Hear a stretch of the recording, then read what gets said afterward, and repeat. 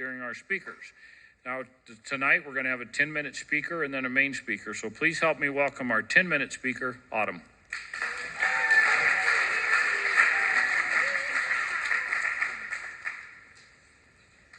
Hello, I'm Autumn. I'm an alcoholic. I'm grateful to be here. Thank you, Sandi, for choosing me as your 10-minute speaker.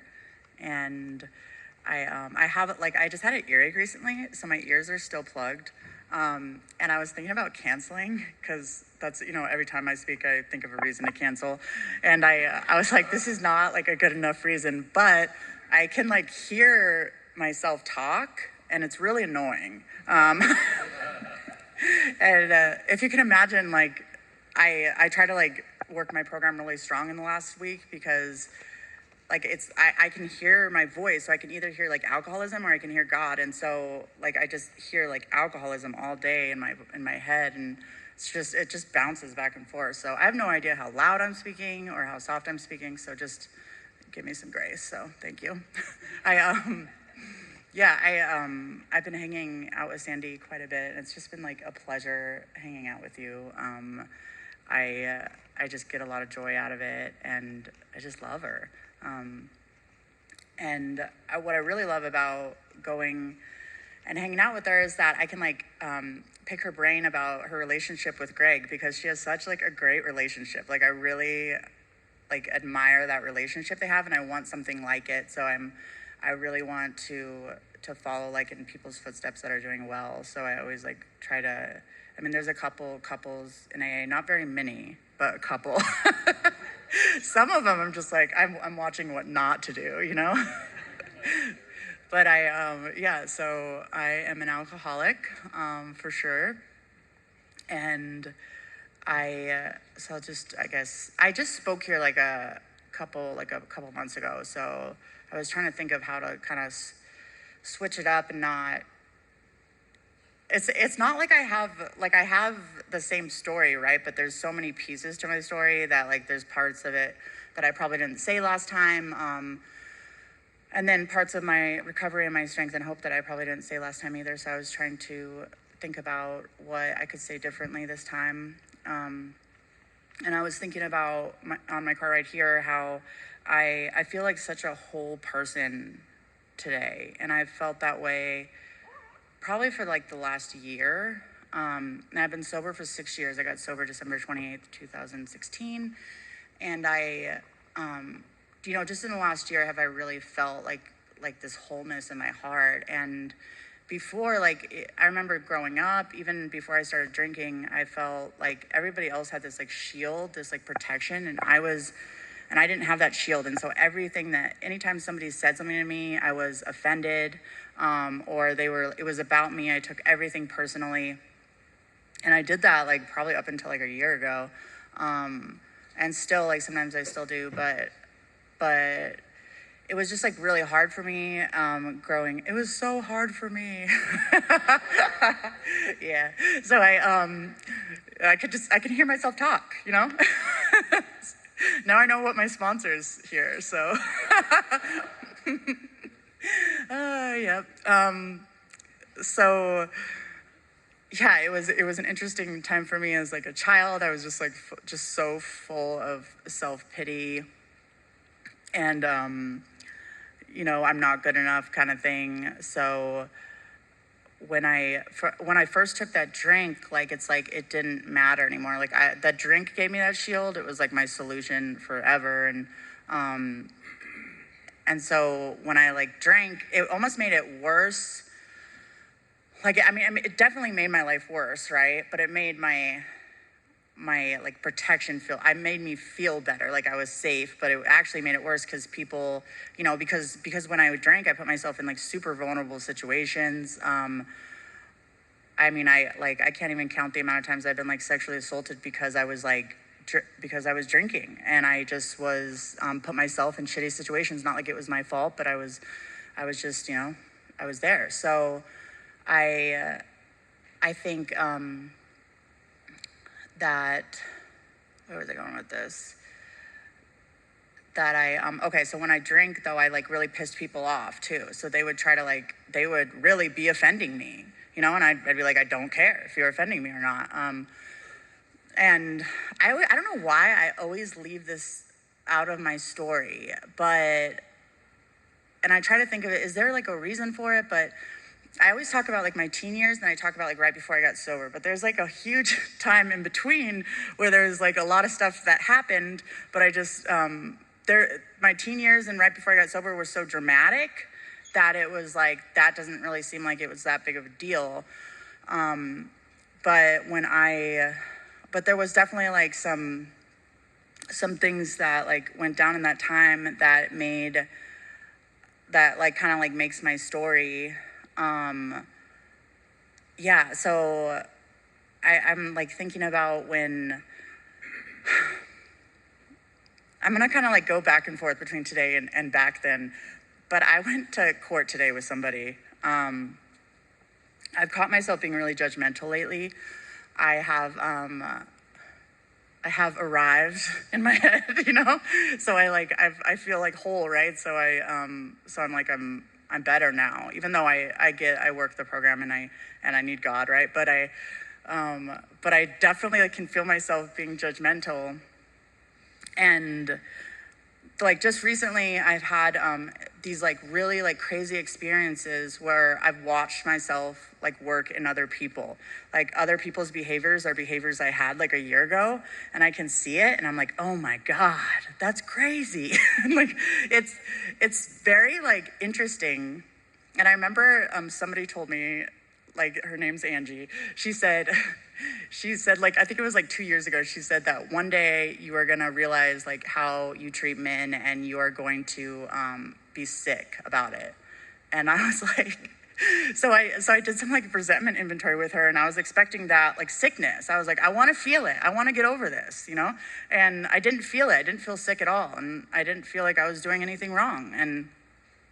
And so it took me like 2 years later to watch somebody else doing what I was doing and be like, oh, there's the sickness. And it like made me feel sick inside. I was like, how like shitty of me to like treat somebody like that. And so, but this is like, the reason I bring this up is because this is like what the steps have given me. Because the only reason that I have this kind of like insight and freedom is because I've been working the steps. You know, and all the steps have given me that that freedom. And I feel like I've been working on 6 and 7 for like my whole sobriety. And I have like my character defect can be like combined into one character defect, and that's like dramatic. Like I can make everything dramatic. I can make every character defect is dramatic. Like I can be like dishonest and be like, I didn't do that, you know? And just like, I can, you know, be attention seeking and be dramatic. And I can just like all of them like lead back to being dramatic. So for me, like in like emotional sobriety, it's like, how am I gonna try not to be like dramatic today? How am I gonna stay like in alignment with God? And like, so I'll like kind of veer off and I'll be like, okay, that's dramatic. And I'll like go back in and, yeah. And it's been like that kind of thing for me. And I feel like once I work on a character defect, another one pops up. I am extremely codependent right now, as some people will know. As I said, I went to a court date this morning with somebody, who probably didn't need me to go. But I like showed up anyways because I felt like they wanted my support. And we'll go back to like the judgmental thing here. So I was like sitting in that court date, and I've been in trouble a lot. Like I have felonies, misdemeanors, you know, DUIs. I have all of it. Like I can relate with everybody. So I'm in a misdemeanor court right now. Like I'm watching people go in front of the judge, and there was a couple like domestic violence, and I was like, like in my head, I'm thinking like, how dare they? And then there was a couple DUIs, and there was this one lady, and she said, can I please, like, Judge, can I please have my license so I can, because I'm the only caregiver for my my mom and my child. And in my head, I was like, you shouldn't have drove drunk. Like, I'm just like, who are you? Like, to say this kind of stuff. Like, yeah, I just don't want to be judgmental like that. And that's like what's been popping up for me lately. And I just like noticed it and thought, that's interesting that I'm being like that when like 6 years ago I was sitting like in a felony courtroom, and doing, like looking at like crazy stuff. And so once again, I'm veering off my 20s. I don't know why I keep on doing this, but I miss this like huge gap in my timeline. I guess it's like, I don't know, I have like two events that like really impacted my life, that I guess I don't really like talking about. But when I was like 15, I watched somebody jump off a cliff and they like hit the side of the mountain and their body like snapped in half. And I just like remember I was drinking at the time, and I was also doing meth, and I was not supposed to be where I was at. And I remember like I called my mom because I was a runaway at the time, and like I called my mom and I begged her if I could come home. I was like upset. I'd just been through like a super traumatic incident, like, and the guy who jumped what happened to be my boyfriend as well. And she was like, no, you can't. And that like hurt me so bad. I was just like, oh my God, how dare she? And now when I look, it's funny because I just had this, I was speaking at the Saturday meeting, and I was telling like my whole story up there. And I think it's just so funny because I've done so much step work. I've done so much work. And I feel like it never ends, right? Because I'm up there doing, like telling my story, and I hear myself talk. Like I'm talking about this like incident where like my parents' house got robbed and I got blamed for it. And I was telling like the details of it, and I was like, oh my God, I was wrong. Like, and it took like 6 years for me to like finally like get that through my head, to finally have it like click. And it's like those clicking moments for me, is what I love to feel, but then I hate it at the same time. And it takes me like working the steps to feel that, to feel those moments. And then another thing that really impacted my life was that my dad had cancer all through my life, and he was a lot older than me, and I always like resented that. I always resented that, and he like passed away when I was 24, and that was just like really upsetting to me. And anyways, I thank you for letting me share. That's all I have. Thank you.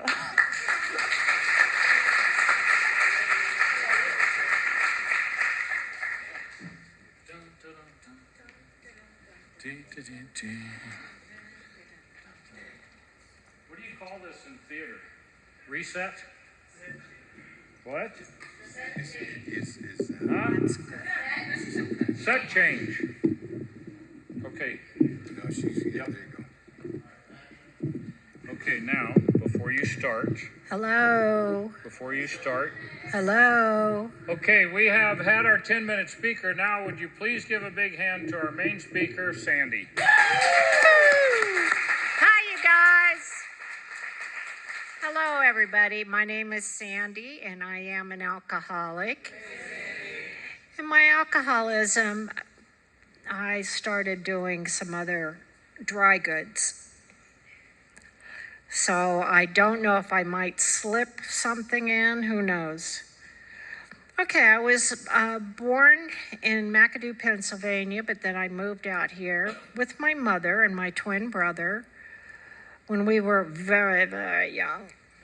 And my mom had been married 6 times. Is this wisping? And I grew up in a 32-room house, let's put it like that. We had wealth, we had all kinds of things at our fingertips. We had live-ins, we had stables and horsemen and all this stuff. But at 15 years old, I couldn't take it anymore. You see, my mother, I think she had a split personality or she was bipolar or something. But her favorite thing to do was hit. I mean, whether it was a coat hanger, a ruler, a belt, a brush, it didn't matter. When she hit, that's what really hurt. So I had to leave. When I was leaving, my mother was hitting me with a coat hanger, and I grabbed it out of her hand, and I hit her once, just for her to feel what it was like to be hit with that thing. She gave me this look of, oh, how dare you, or, oh my God, I didn't realize it hurt that bad. But I was gone. So that was 15 years old. And when I left, I had one of my dads get me an apartment. I started going to parties. I started drinking. I started smoking cigarettes.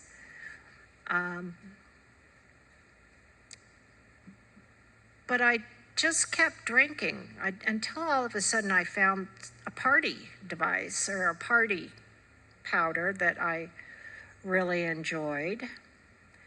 And I got married to a drummer in a rock and roll band, and we did that a lot.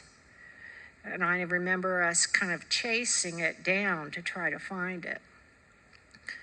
Well, later on, my mom passed away, and now I had some money, okay? I bought a house in the Hollywood Hills, a 6-story house on a cliff. Had a lot of parties up there, let me tell you. Okay, I used to have my dry goods flown up and delivered to my house, where I would have people like Def Leppard, AC/DC, Fleetwood Mac, the Rolling Stones. They would all come over to my house and we'd party. And the party part was, okay, doing all this drugs and drinking. I had a full bar. You could go to the balcony and you could dive into the pool, which was on the 5th floor. And when you went all the way down, there were portholes at the end where you could see the Beverly Center, which that was okay. But then if you went downstairs to where the pool equipment was, if you touched this particular wall, it would open up. And inside this little room were handcuffs and shackles cemented into the wall. Well, that was fun. Well, in the living room, there was like machine gun spray across one of the walls. And another wall, if you pushed on it, it would open up and you could go outside. So this is how fun this house was. It must have belonged to the mafia at one time, because I sure wasn't hanging out with machine guns or anything. And so it was fun having all these musicians and singers. My ex-husband, he loved mingling with them. We just had a real fun time. Okay, enough about that. I was managing homeowner associations. That was my job. And I was working for this particular company. And this guy I was dating, he gave me an RX-7, a pretty little steel blue RX-7. Well, I loved that car. That was my dream car. Well, let's put it this way. Somebody liked it more than me and they stole it. So they couldn't find the car, so they just paid me off for the car, the insurance company. So with the insurance money, I bought myself another RX-7. You know, hey, I wasn't done. So this I bought this RX-7 from a jock. You know, it smelled like a jock. It was kind of stinky. So I had to have it all redone, the inside and everything. So with the money that I got for that other car, I moved up to Santa Clarita, where my son was. And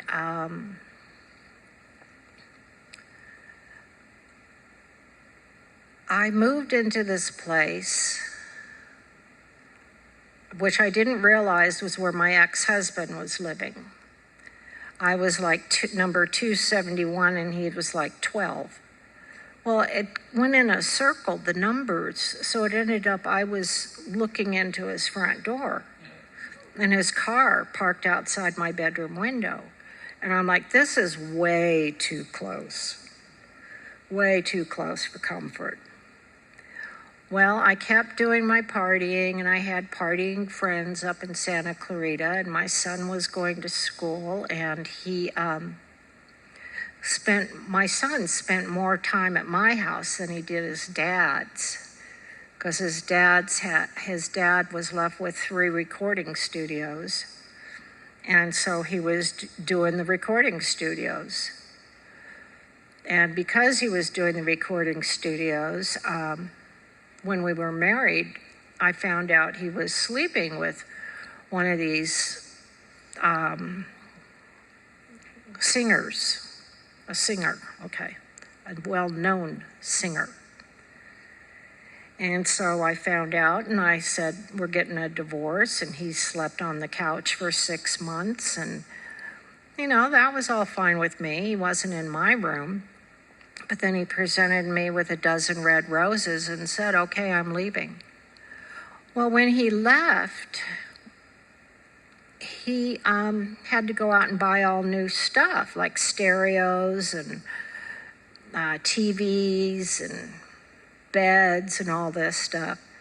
Well, he went ahead and bought them and left all the boxes outside. And, well, somebody moved in here and they bought all new stuff, so they went in and stole everything out of his house.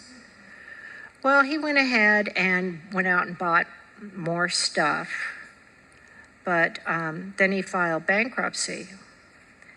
Well, this bankruptcy, I'll tell you, I had stellar credit, and this bankruptcy hit my record.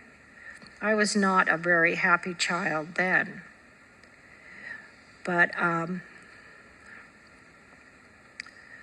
no, we didn't talk much after that. My current husband now, who I love very much, and my ex-husband were coaching my son's baseball games. And my ex-husband said to my current husband, he said, oh, how come you got the bad Sandy? No, how come I got the bad Sandy and you got the good? And Greg told me that, and I'm like, oh my gosh, how bad was I? No, I thought I was fine. But yeah, my drinking, I was starting to get hangovers, and I was starting to black out, and it was starting to get a little uncomfortable. And I didn't like that feeling of being, I was drunk for 3 days once. It was terrible. Being drunk, laying in bed, hugging the mattress, just hugging it for dear life. I've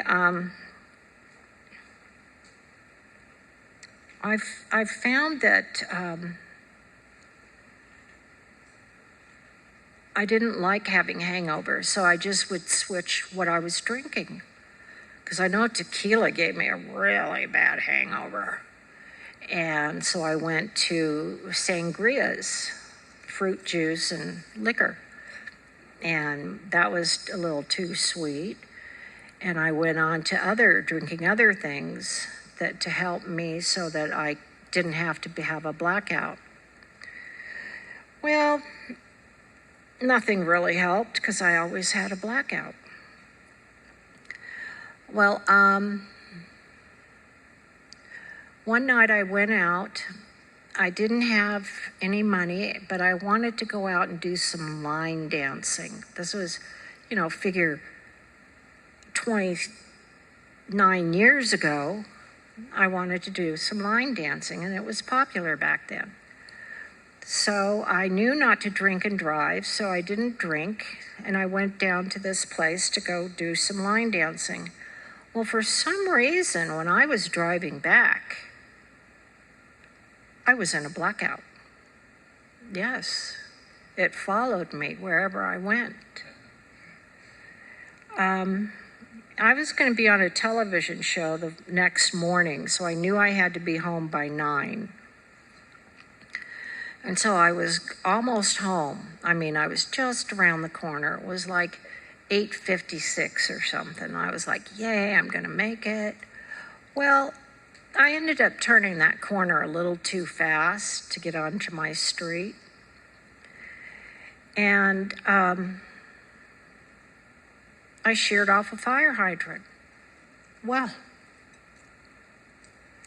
but then later on, there was water going on my car, my little sports car, my white sports car. I was so pissed. Fire department was right across the street, and they didn't come turn the water off that was getting on my car. And I was pissed about that. Then my neighbors are coming up, and I'm like, go away. Please, go away. Well, there were helicopters going around and lights shining down, and, I'm like, well, they're not here for me. Well, they were there for me. And I was taken into jail, and from there I went to the hospital where they took out blood and everything, and then they drove me over to Sybil Brand, which is not there anymore, but it was just such a fun place to be. Sybil Brand was one of those jails that the kitchen was condemned because there were too many rats. So they brought the food in trunks from Biscaloo, which was down the street, which was a nut farm. So, of course, we'd have the same thing every morning, the same thing for lunch, and the same thing for dinner. Well, I learned what to eat and what not to eat, but one morning I woke up and I was handcuffed and shackled, and I was put in this little one-man cell on the bus. And I was taken to a courthouse. I don't know which one. Most of them were condemned because of the earthquakes. And I went to several. But I went to this courthouse, and the guy that I was talking to, I'm still handcuffed and shackled, and I don't know why. And this public defender, he said, "Do you know what you did?" And I go, "No." And I explained to him about my little sports car, the water, the fire department, and, all this. And he goes, "That's not all." He goes, "You ran into a group of people, and I sheared off the foot of a young lady. And that's why I was handcuffed and shackled. And I have to live with that for the rest of my life." I did make amends to those people. I did. Financial amends. But I was in Sybil Brand for 3 months. And then the judge sentenced me to Chowchilla Prison, where I got to sit around there for 2 months while I did a 90-day observation. And then when I went back to Sybil Brand for sentencing, there was a man in the room, and I had no idea who this man was. And his name was Jay Goldstein. And all I remember that was this guy named Jay Goldstein. He stood up where the barrier was between the attorneys and everything and the people that were there visiting. And he was standing and he was leaning on this little wall. And he goes, "But Your Honor," this is the only thing I remember him saying, "But Your Honor, she's not a bad person. She's a sick person. And how am I going to learn about this disease of alcoholism if I'm incarcerated?" Well, the judge, I know her, I remember her well, Judge Taylor, and she said, "I'm going to take a chance on you, Sandi, and I'm going to release you to this man in the morning." And I'm like, he's a stranger. I don't know this guy. But I was grateful. I was so grateful that this man was going to pick me up in the morning, and I could say goodbye to jail and prison. Okay, he picked me up the next morning and he drove me over to this recovery home where I was sentenced there by Judge Taylor for a year. Well, no recovery homes were a year. And so they figured out something. In there, I had counselors, I had other women that were in there learning about this disease of alcoholism. I didn't know anything about alcoholism before I got there. All I knew was to drink and do drugs. And I was okay with that. I was okay with it. I thought that's how I was going to earn my living. Singing, dancing, being on TV shows, movies. No, not me. So I went through the primary house for 90 days where we learned about this disease. I mean, I listened like only the dying could. I really did, because this disease was cunning, baffling, and powerful, and I did not realize that this disease was causing my blackouts, my hanging onto the bed because I have a hangover, this kind of stuff. No more blackouts for 3 days. I was so grateful because I woke up and I knew where I was. I was in a recovery home with about 18 women. Now you see, Sybil Brand, they had triple-decker bunk beds in their rooms. And they had 300 women in one room. Now believe you me, they don't shut up. The noise from these women was unbelievable. But in this sober living where I was, this recovery home, for the first 3 days, they let me sleep in a room all by myself. That kind of calmed my head down because I felt like I was in an out-of-body experience. It calmed my head down and I was able to start thinking on my own. I had absolutely no self-esteem when I left Sybil Brand and Chowchilla. No self-esteem. But when I got to this sober living, these women that were in there were so wonderful, so gracious. They gave me clothes because evidently they dressed up when they went to meetings. They gave me shampoo. They gave me stuff that, was a necessity, but I lost all of that. So I went into the sober living a little while later, and while I was in the sober living, I had sworn off men for a year. I went back to school because computers arrived, and I needed to know how to turn one on. And I went into a new career. I went into the mortgage business. And they were moving way far away, so I didn't go with them. But it was a good company I worked for. But then I saw an ad for a property management company that was my forte, so I went to work for them. And here I wasn't drinking. I didn't know what I was going to drink. I always had to have something in my hand, and I didn't want water. So I found Diet Dr. Pepper or Arnold Palmer's.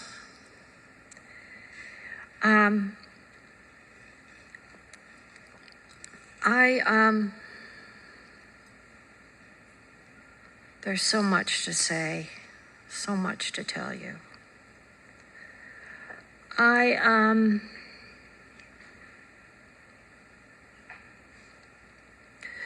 went back and got a new career, and then I found this job, and I had fun with it, but they were having me drive way out to Kentucky and stuff. So I kept looking, and I found another job that was right down the street from where I was living. It was a wonderful company. And I got along with those people, and while I was living in there, I was going to meetings, and I had met this guy at one of the meetings, and gosh.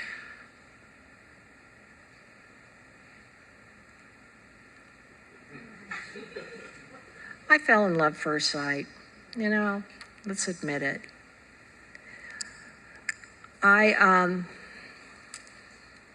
We dated for a year, we were engaged for a year, and then we got married.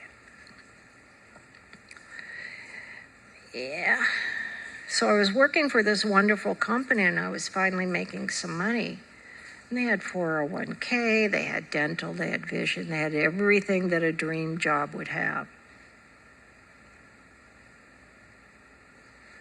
And we got married, and we had a really beautiful wedding. It was a potluck in somebody's backyard. And there were a lot of people there. And we got married down at the bottom of this little hill where there were 2 jacaranda trees. So we got married between these 2 jacaranda trees. And then everybody had to carry their little chairs back up the hill and put them around the tables. That was so much fun. Yeah, I greeted everybody in shorts and flip-flops. Yeah, that was fun. Okay, then, while I'm working at this great company, all of a sudden I come down with cancer. Well, I found God real quick, even though I knew he was in here. He was my higher power, and I had found him long before this cancer.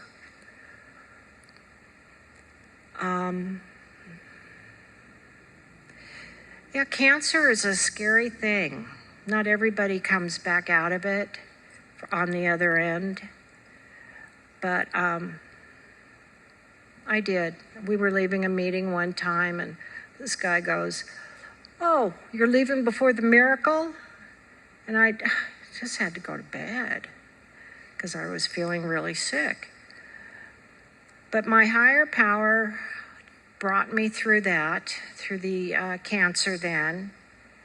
The first doctor wanted to amputate my arm. The second one said, "Oh, you're gonna lose the use of your arm." And the third doctor said, "Oh, first let's save your life, and then we'll save your arm." Well, up until recently, my hand worked just fine. We ended up, we bought a cute little house up in in Tahunga. And, gosh, I've got 10 minutes. Anyway, we moved into this beautiful house. He was in a motorcycle group, which I really liked because I like motorcycles, and he came with one. And then one day he came home from work and he said, "Okay." I go, "Well, where do you want to move?" And he goes, "Well, we had visited Prescott," and he said, "Well, let's move up to Prescott." And I was looking at houses, and I didn't know how much our house was worth, but it was worth maybe 3 times more than what we had paid for it. So we came up to Prescott. We had found this house in one weekend. We went back home, packed up the house. I had sponsees that would come and pack up the house. That was fun. And then we moved up here. We met some wonderful people up here. They're just like family. I swear to God, every night when I pray to God, I thank God for all of you. You are just like family. Well, I was at a meeting maybe a year and a half ago. I was at a meeting and something was wrong with my right leg. And, my right leg, my foot was dragging. And then I kept going to doctors to try to figure out what was wrong. And then I had surgery on my hand because of all the radiation, my hand dropped. So they pinned it back up, they got it up, and I was doing all this physical therapy and found out that I couldn't get my fingers back. And I finally went to a doctor. I went to 3 doctors, actually. They said, you have ALS, all 3 of them. And I didn't know what ALS was. I know it's Lou Gehrig's disease, but I had to look it up. And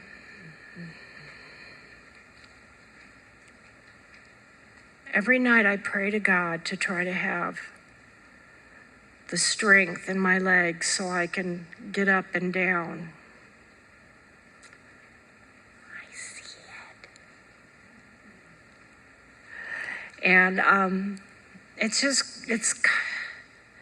hitting me harder each day, which my husband's having a hard time with, and I don't blame him. But every night I do pray to God for the grace of having all of you in my life, for him to help me with my ALS and my families. And with that, I'll pass. Thank you.